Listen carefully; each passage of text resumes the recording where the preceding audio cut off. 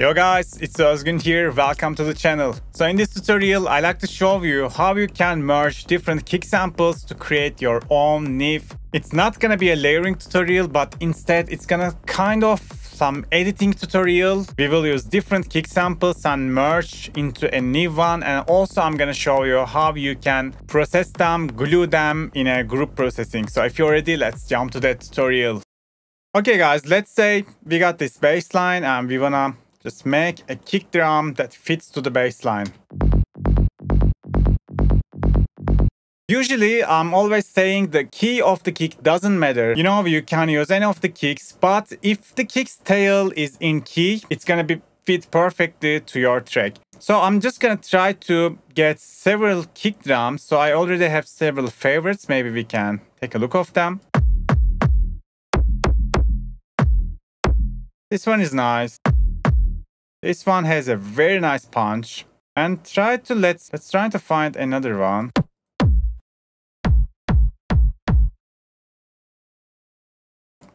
Maybe let's say, yeah, I think this tree sample is good enough to use. So we will do something like that. If you can monitor the waveform with any plugin you have, that would be perfect. I'm always using LFO tool, but yeah, there are several different plugins out there. I'm sure there are free versions as well. So we will do something like that. First of all, we will go to the project, and in here we will make it the resolution full in here in the time settings. And then we can zoom further to the project. The thing is like that. The first kick has an amazing punch in here, just the mid frequency. The second one has a perfect click. And last one has the very nice sub, the tail. And maybe if you're following the channel, I always mentioning that the kick drum, you can always divide it to 3 different parts. The first part is like the transient. The second part is like the mid of it, the punch of it.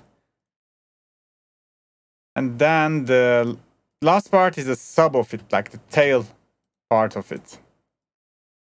So just like that. The kick has 3 different parts.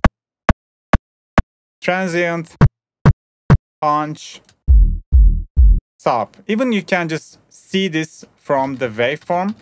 That's not that hard. So yeah, as we said, the first kick, we don't need to take the tail of it, right? Let me get rid of it. We just want kind of like the punch of it. So maybe I can just make a fade in.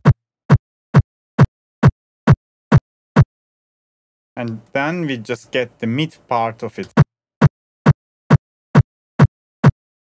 The second kick was very nice in the click. I'm just gonna use it as a top kick. If I can do something like that.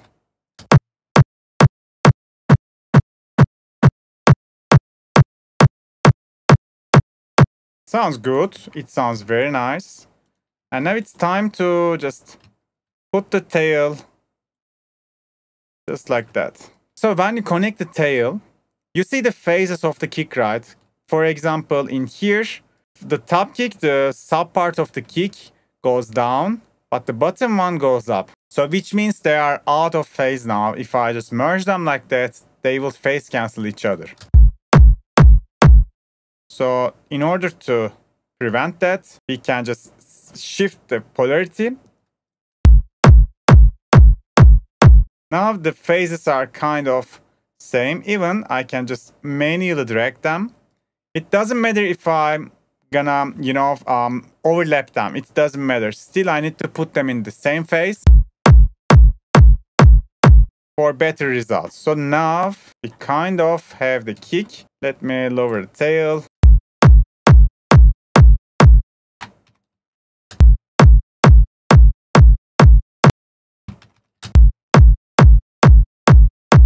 And then let's check the one last thing. If the tail is in key, which gonna sound so much better with the low ends. Now I'm just gonna listen how they sound together.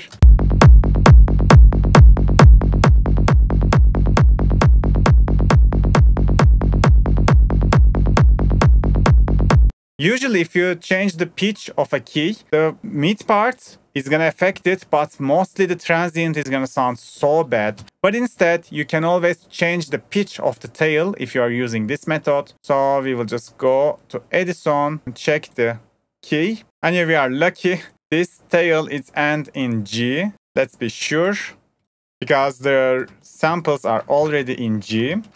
I promise I didn't check the notes of them. I just dragged the kicks that I started months ago. So yeah, I think we are kind of lucky. But to be sure, again, I like to put a span. And in here, I'm gonna go to the default mode. Check the key. It's like A. It's not G. Maybe Edison was wrong.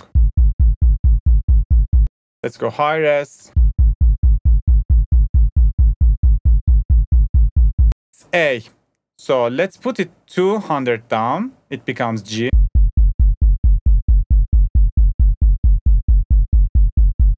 Yeah, I think Edison was just Edison already showed the A in the beginning and G in the ending. Probably the very end could go to the G, but overall it was A. So I just put it 200 semitone down and it became G. Now the kick is in key of our track. And we didn't even lose any quality because we only pitched the tail. Let's compare. We lose a little bit of punch, right? And also the phase kind of changed. Let me phase align once more, just like that. Let me check other modes. Maybe I can put the stretch. So much punchy.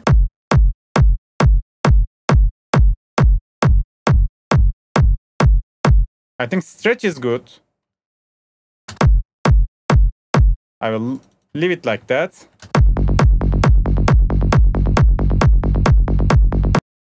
So for processing, let's send all of the kicks into one channel because now the merging is done.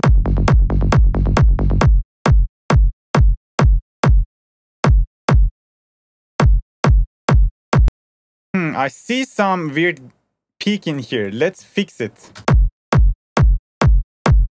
The peak.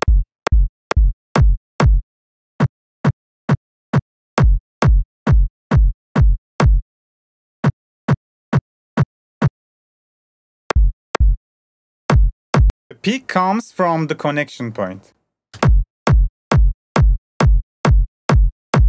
So I just need to shift the fade out a little bit and it fixed. If we leave it like that, it's the sub frequency, and that sub frequency definitely would clash our mastering limiter, which we don't want it. And now I'm gonna consolidate my kick.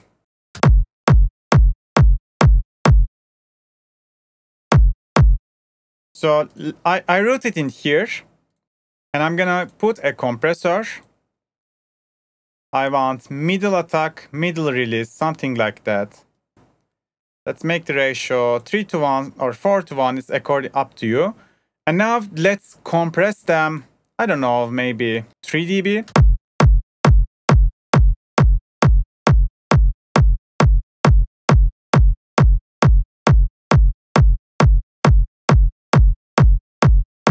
And let's give 3 dB makeup gain in here.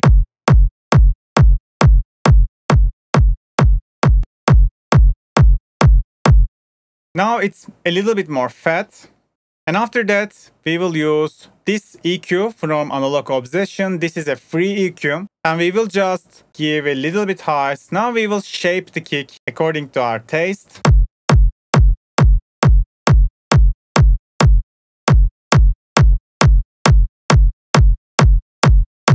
I'm boosting the transients. Maybe I can just lower the mids a little bit. Maybe not touch.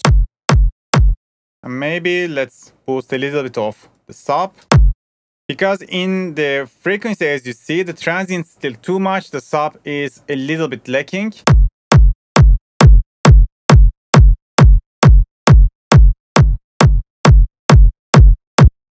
And maybe the very, very bottom, I can just lower it a little bit. Now this is all about the taste. This is all about how it fits to the track. But yeah, in the waveform, try to have a shape like that. Like you need a kick that covers full frequency. And maybe, let's see, I can just lower the volume a little bit. And I can put another limiter, but if I put everything down in the envelope, it can be a hard clipper. So I'm just gonna clip the, the transient a little bit.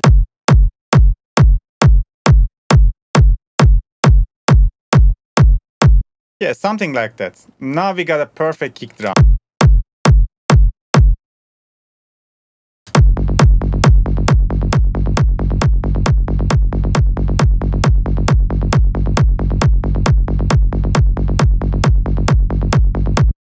And let me render the kick, the processed version, so it looks like that. Most of the time, this is how I'm making my kick drums, just merging several different kicks and process and glue them into a one sample. So today that was it, guys. Thanks for watching the video. If you like the content, please give me a like and comment. Today that was it. See you on the next video. Bye bye.